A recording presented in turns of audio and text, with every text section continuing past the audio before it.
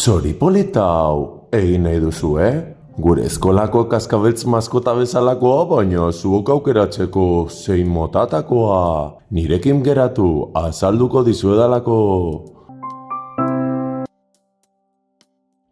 Kaixo artistak, txoripolita hau egin ahal izateko, begiratu zein erreza den. Paper bere erabilgarri bat erabiliko dugu, margo eta artaziekin batera. Zein da lehenengo pausua, papera erditik tolestea eta moztea.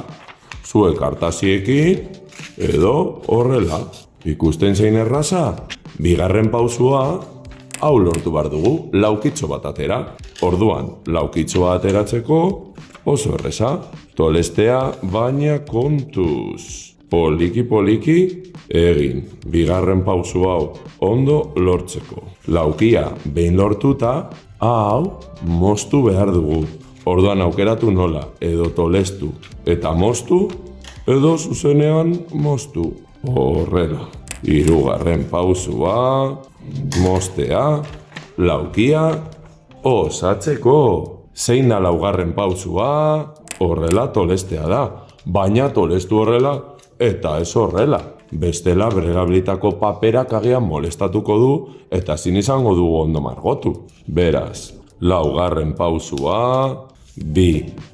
Zati hauek tolestea, nik pausu honi deitzen diot kometa, ezta? Ematen duelako kometa bat osatuko dugula. Beraz, bosgarren pausua behin hau eginda, ondo eukitzea. Eta hona dator, pausurik zaiena, kontuz. Beraz, atalik luzeena, alderik luzeena, goiko partean utzi, eta bosgarren pausu honetan lehenengo erdia kokatu pista moduan, eta behin erdia lortuta, horrela, tolestuko dugu, baina kontuz punta honekin. Zer egingo dugu? Ja, bueltak eta bueltak lortu arte, ezta? Baina oso azkar egiten baduzue, ez da ondo ikusiko mokoa. Begiratu zein erreza ikusten? Azkenean, hau gordeta. Eta berez ja badugu, baina agian ez duzue hau gertatzea nahi. Orduan mesedez, egin polikiago. Horretarako zein da trukoa? Hartu ondo punta hau. Tolestu ondo punta hau. Bai? Berriro. Atalik luzeena goiko partean eta hau tolestean tolestu baina ondo. Hemendik ara. Ikusten? Ondo tolestuta. Bestela ez duzue lortuko. Ea orain. Ikusten? Horrela eta horrela. Ea orain. Ondo sartu eta gutxi gora bera, ja lortu dugu, nire atxamarra oso lodia denez ez dut lortzen, lortuko dugu gure txoritzua eukitzea.